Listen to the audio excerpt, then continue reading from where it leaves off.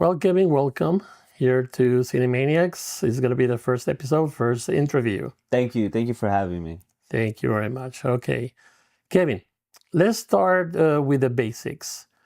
What first drew you to the role of Ralph in The Operator?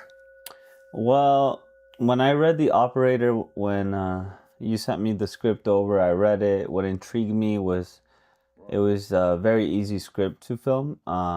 Very fun, very, one room S. And I really wanted to work on a film like that. And it reminded me of like those Hitman movies, and I would love to do a Hitman movie one day. They look fun, hard-boiled detective type. It felt kind of like even a little bit of Matrix. It was very modern, very nice. I liked it. That's what intrigued me. It was just like about a guy who works in this dark world, and but he's not really doing anything bad. Sure, he's like setting up contracts, but he's just a normal guy, and we're just watching his daily routines, and that was very relatable. And I would have loved and did love the opportunity of giving that character some soul. Excellent. Was the story the mystery or something about the character himself that attracted you? Yeah, I would never work in a world like that our main character uh what he was doing. I would never uh set up contracts for hitmen, but that's what called to me. It was very daring, and I understood what he was going through. He was just a normal guy just trying to live, and he needed the money, and an opportunity presented himself, and he went for it. And that's what I really liked. He even though the business is not really uh light or angelic, but the fact that he needed to do it, that he felt he was pushed to go into this world, that's what intrigued me most about the character, or what called to me. Good. So we see that Ralph is such a layered character, calm on the surface, but clearly dealing with something deeper. How did you prepare mentally for the character? Mm. Um, I was watching a lot of call center videos and just trying to really uh the way I prepare for it. So I'm a Meisner actor. I'm not into that method stuff, and I know as a Meisner, if you're Meisner trained, you don't really have to go out and really set up these contracts in order for you to understand what the character is. As a Meisner actor, you just need to relate to those emotions instead. He was a guy who was just pushed to the limits. He needed this job, and I prepared for that role by remembering how work makes me feel, how I'm forced to work, and I'm pushed to do it. I have to do it, and I do it.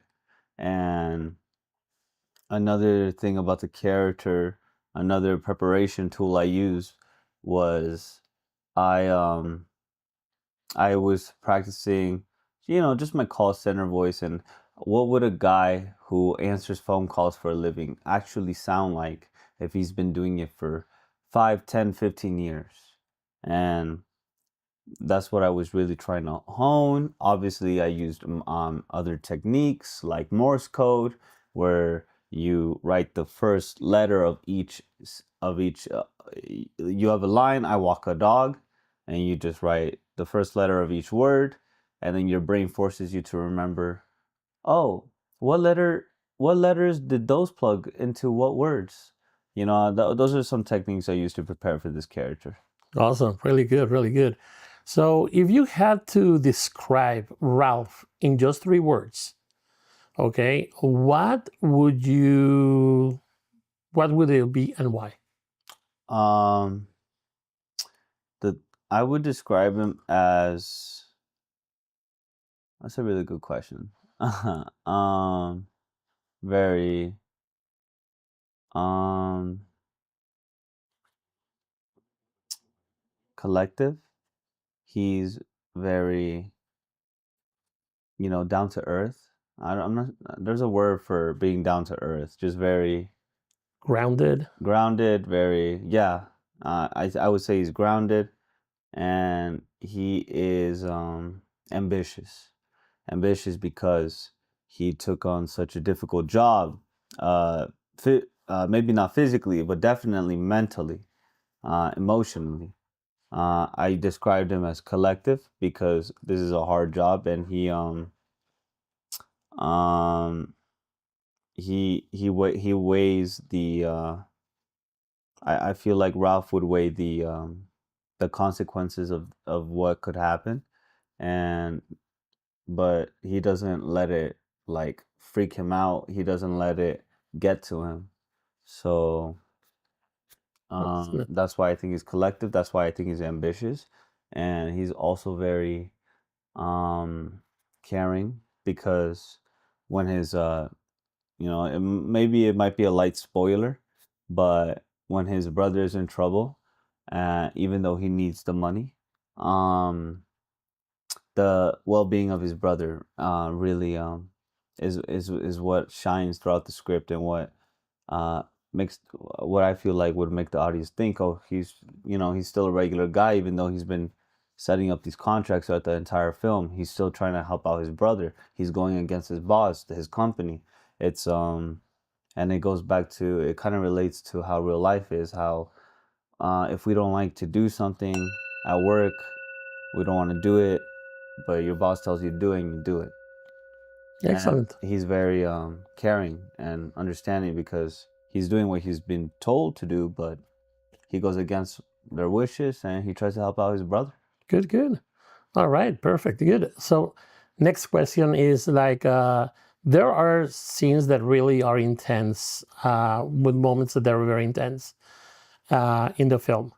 What was the most challenging scene for you to shoot, either emotionally or physically? Um,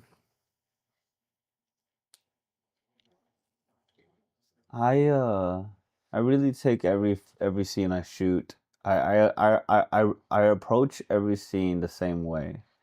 I think about my emotions and how they can relate to this specific character, to the scene, so all my scenes I do approach them the same way. The most the most difficult scenes to shoot, or most intensive for the operator, was honestly the money scene. When I don't know if you guys remember, I pick up some money, I'm in the kitchen, and I'm like ecstatic. I'm like, yes, I got the money, that was very hard to do. I don't get a lot of money thrown at me. So it's a little difficult to understand. But I managed to make it work, I think, and I really liked how it came out. And I've also when we were shooting that upstairs scene in the bedroom, and a character comes in and pulls his weapon out on me. Uh, that was also very intense. I wouldn't say it was super difficult to make it because I've had a gun thrown at me in my face before, and I was just remembering those feelings, and yeah, so I made it work, I think. That's tough. But that definitely was one of my most favorite. One of the scenes I like to shoot the most was with the weapon and the operator. Good, good. And but that money scene in the kitchen, that was difficult. I bet it was, When yes. I was working with Raphael, Mhm. and I think we did like a good like 8, 11 takes. Yeah, it was a lot. It was a lot. Yeah, it was fun though. That's good, that's good. But you nailed it. That's a good thing. Thank you, sir. It looks really, really good. So, thrillers, they rely on tension. That feeling that something is always about to happen. How do you keep that energy alive Mm. on set between takes? That's a great question, and that's very important for actors too. Because as actors, you even as writers or directors, you know you know what it says on the script. You know what's coming next, and you know how you're gonna react. What a performer needs to do is to take those emotions and put them aside. You memorize your script as good as you can, and you forget them. You know, you just forget the lines, because when you come on set, you don't want to think about, oh, my character said 1, 2, 3. That means I have to react 4, 5, 6. No, you don't want to do that, because if you're thinking about what you're gonna say or how you're gonna feel, how you're gonna act, um, your mind is off doing something else, and the character in this scene isn't coming to life anymore, because you're thinking about how you're gonna react to something the character hasn't even said to you yet. So I like to approach every single scene uh, where the lines are memorized enough to where I don't have to think about them, and I'm digesting what the other actor is saying. Your other actor is your food. Everything he says, you have to take it, digest it, react. Not react. React. A lot of directors would say react is a bad word for actors, but that's what's happening on film. Performers are reacting to one another, but you're just supposed to remember your lines good enough so you're not thinking about it, so it just comes out naturally. And then whatever, let's say your other coworker says something that you don't like, your character doesn't like, you shouldn't. I like to not think about, oh, Ralph just got disrespected. Let me let me how would let me think about how Ralph would respond. That's not how I go. That's not how I do it. I like to say, oh, this guy just disrespected Ralph. How would I respond to that? And then I take those feelings and I bring them out for Ralph. Perfect. Good, good. So, do you remember any behind the scenes moments that broke tension, maybe something funny Hmm. or unexpected during filming? Mm, something that broke tension during filming. I was frustrated with the money scene, and me and Rafa, we had to do the take again and again.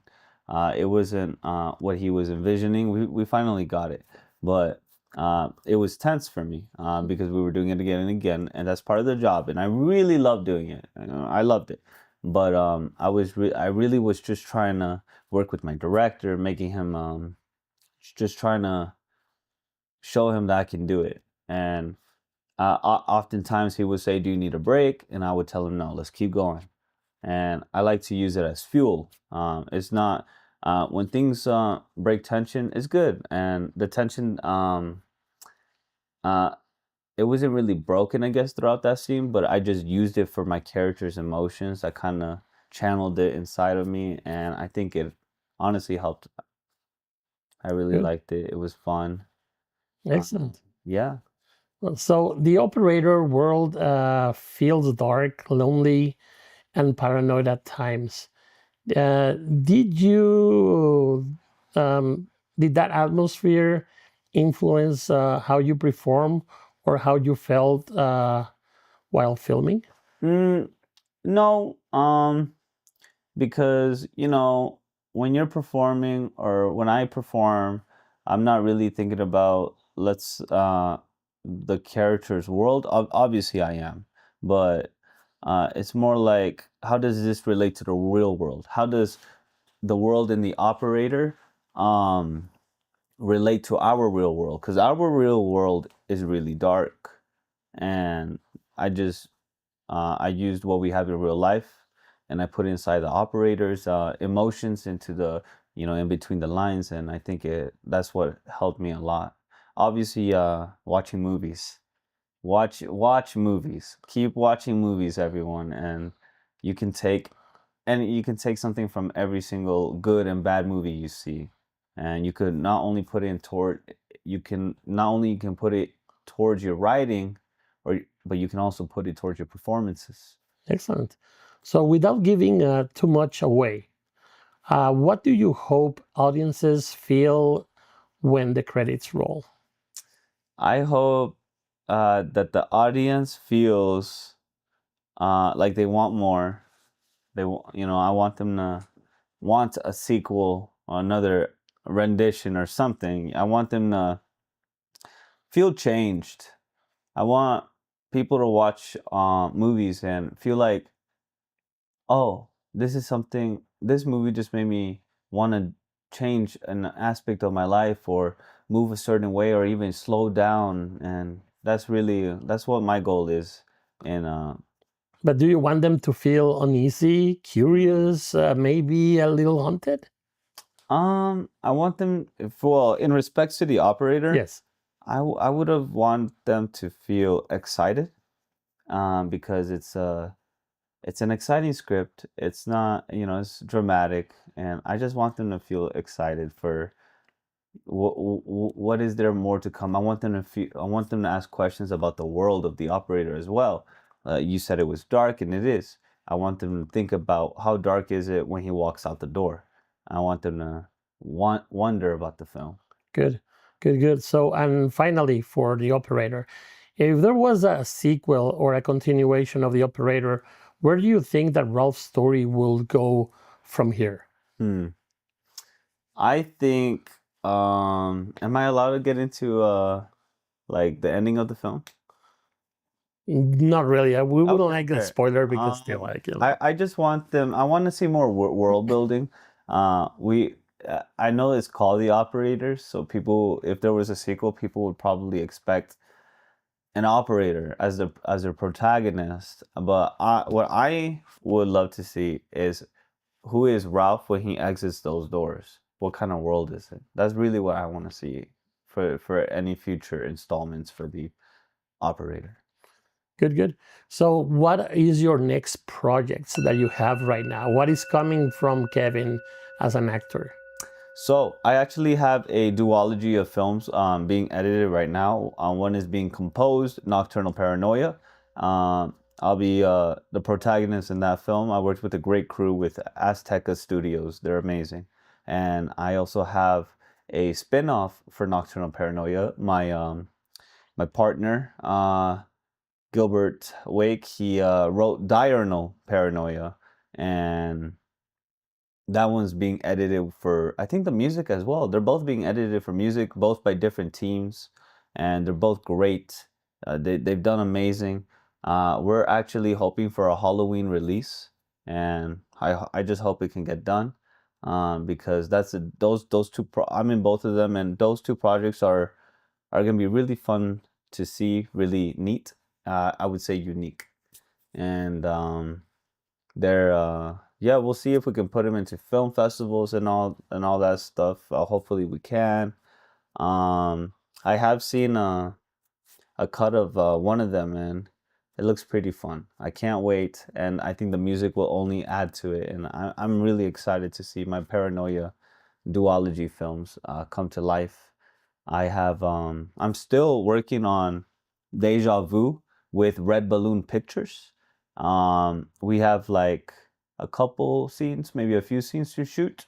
We're going through scheduling conflicts, and as soon as we can get that done, we'll film the last few scenes, and we'll get that short film out soon. YouTube, film festivals, the like.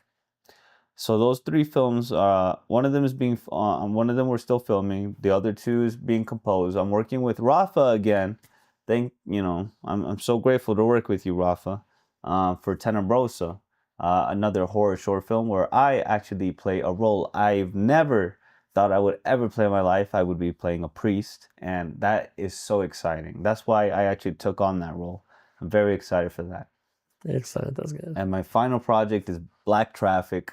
That one is a short film I wrote, I will be starring in, and I have a director. He's actually looking to get some producers. So we're still in pre-production for that project. That's Yeah. awesome. Really good. That's really it. But it's been great. Excellent. And we saw that you already won some kind of award Yeah. in a local film festival. Tell us Wow. about it. Wow. That's very crazy. It's very jovial. Very blessed. I am very humbled by the occasion. Great team. Memorial, the short film. We're actually adding a little bit more to the credits right now, and then we'll do a public release on YouTube soon. We did take home Rookie of the Year and Best Production Design over at the Desert Film Festival, and we are beyond grateful for that moment we all experienced together. I couldn't show up and see the other films. From what I hear, they were all really amazing, and I can't wait to one day check them all out. And I hope I can continue working as an actor with the Las Vegas community, and I really want this city to thrive in this film industry. Rafa, you and I, we both have lots of passions with this movie stuff, and we need to keep following it, and especially during a time where Nevada might not get their film tax credits. It doesn't even matter. I hope nobody should let that disgruntle them. It's not a big deal because you can make a movie off your iPhone camera and just pick up a camera and shoot something. Awesome. Perfect. Well, thank you very much, Kevin, to be today in this first episode of Cinemaniacs. It's been fun. And honestly, we're going to be seeing you more often, especially with your next project, so you can let us know more about that ascending career that you started. Thank you, sir. It was a pleasure. Thank you, Rafa, for having me. And yeah, let's keep making movies together. Awesome. Thank you.